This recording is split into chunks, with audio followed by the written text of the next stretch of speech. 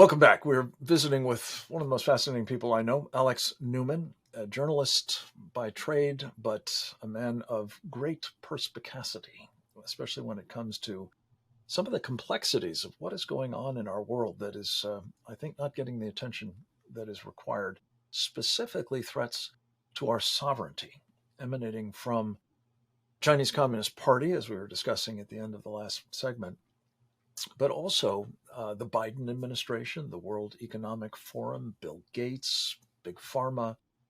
It sounds like a giant conspiracy theory, except it's not a theory. It's a conspiracy. And they're using instruments like the World Health Organization to advance this bid for some new elite-run globalist governance scheme that has a lot of trappings of the sort of totalitarian one world government that the communists have historically sought and are now arguably closer to achieving than ever. I apologize. You were doing such a great job laying out what the Chinese communists have been up to, Alex, that the time got away from me. We had to truncate your comment there a little bit.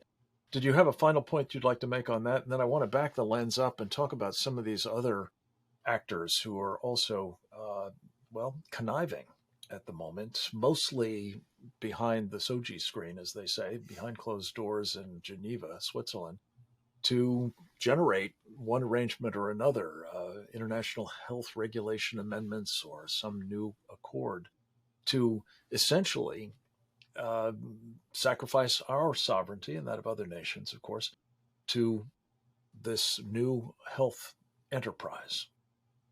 Yeah, I think the key point, Frank, the key takeaway is that the CCP is very active. They are very deliberately going into these international organizations, grabbing as much power as they can. They now dominate many of these organizations, policy making, policy implementation. They actually have set up a school of global governance to train up legions, an army of diplomats, so-called, to go take over these organizations. And even when they're not specifically running the organization, what you often find is they're operatives and their minions. And this goes all the way to the top of the United Nations. You know, Antonio Guterres seems like this nice, friendly Portuguese guy. But if you look at his background, he also has a background in the extreme radical left. In fact, he was a member of the Socialist Party. He was the former leader of the Socialist International. And the Socialist International, its members include many mass murdering communist parties and rebranded communist parties. And many of these people operate at the highest levels of the United Nations as well. And they've actually been very clear about their end objective for a very long time. Communists have always wanted a global system of communism. And so we shouldn't be surprised that they would be grabbing these institutions that already have global reach, that already have at least some semblance of legitimacy to try to advance their objectives. And as you look at the patterns emerging, it really should be very obvious at this point to everyone what's going on. They are using these international organizations to advance their agenda, to undermine their geopolitical adversaries, like, of course, the United States of America. And unfortunately, they are now doing it with the deliberate assistance of the Biden administration.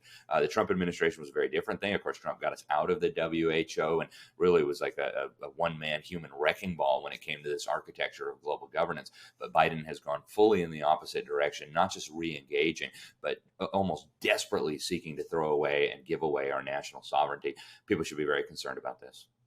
They should indeed, especially since it's, as I say, happening mostly, below the radar horizon and unbeknownst to, even, I think, to most members of Congress who presumably would find this objectionable if they did know, as would, I think, the vast majority of Americans.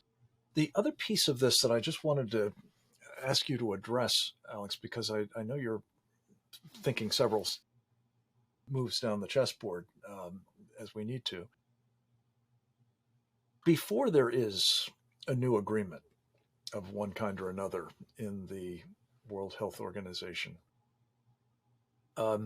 before there is an arrangement in the UN General Assembly, which we're told is in the offing come September, whereby this fellow Guterres, the Secretary General of the UN, will have sort of similar powers to those that these guys are seeking for Tedros Ghebreyesus in the health space by giving him responsibility for, I think they're calling it something like global complex crises, Mhm. which is a catch-all for everything else, I guess.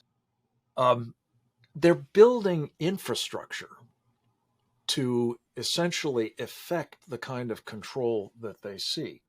It's very reminiscent, as I see it, in these digital identification cards, ostensibly for health monitoring purposes, but essentially platforms that are indistinguishable from those that the Chinese communists use for their social credit system, the ultimate, totalitarian control device.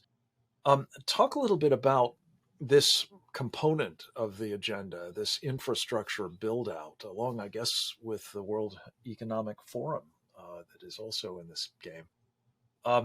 And in addition, if you would, the extent to which we here in the United States are having a parallel effort being made under the guise of something called the National Digital ID, as I understand it. Yeah, so there is a global agenda, and there has been for many years. A lot of people think this was a response to COVID. It absolutely was not. Years before anybody ever heard of a COVID, Bill Gates, the Rockefellers, and others came up with this ID 2020. They put up a website and they said what the goal was, that every person on planet Earth needs to have a digital ID. And so think of kind of vaccine passport combined with communist Chinese social credit score system, where you are ranked based on your obedience to the Communist Party, whether you're asking pesky questions, whether you charge your cell phone, whether you pay your mortgage, all of this gets factored in. Think of like an ESG score, but for a person rather than a company. And then making it impossible to operate without this, not just to be able to travel, right? The World Health Organization is looking at this from the health certificate perspective, from the vaccine passport directive, where you wouldn't be able to cross borders without this. But they have a much bigger plan than just the healthcare information. They want you to be able to interact with government using this. And ultimately, Klaus Schwab, who's kind of the front man for this agenda right now, very big fan of the communist Chinese system, very close to these international organizations. In fact, his organization, the World Economic Forum, is a strategic partner of the United Nations in implementing Agenda 2030, which the head of the General Assembly called the Master Plan for Humanity. The Secretary General at the time, Ban Ki-moon, called the Global Declaration of Interdependence. And so the WEF and its head, its nominal frontman, Klaus Schwab, have said that the agenda ultimately is going to go much further than this. Klaus Schwab talks about, and he has for many years now, this phenomenon that he has labeled the fourth industrial revolution, which sounds non-threatening enough because the previous industrial revolutions, they liberated humanity from a lot of backbreaking labor. I think we all have kind of positive feelings toward industrialization and the increase in prosperity. But this fourth industrial revolution is radically different. And so Klaus Schwab has summarized the end goal of this in his own words, in multiple speeches, in multiple languages, as a kind of fusion of our digital and our biological and our physical identities. And so we won't have time to break down the full implications of that, but recognize these are people who do not believe in fundamental American principles. They do not believe that God created us equally and gave us certain unalienable rights that cannot be restricted by government. In fact, they believe that they would run our lives much better than we would run them ourselves. And this digital ID, which is already being piloted in multiple states, and which, as you pointed out, the federal government is working toward, all of this combines together to create really a panopticon kind of global surveillance state, global control grid with CCP style policies leading the way. And, for people who love freedom, for people who enjoy prosperity, these things should be considered absolutely unacceptable. Unacceptable and mortally perilous. In fact, the European Union and the WHO just yesterday launched something they call the Landmark Digital Health Partnership. And they're promising that this is going to be so much more efficient and helpful in travel and identity, mobility, and so on. This is the brave new world, it seems to me, and that's not a good thing, industrial revolution or otherwise. Alex, we have to have you back on for a longer chat. Thank you for your time today, as well as your great expertise. It's so appreciated and so desperately needed. Keep up the good work, my friend, and come back to us soon. Talk a little bit more about all of this with Dr. Michael Rectenwald right after this.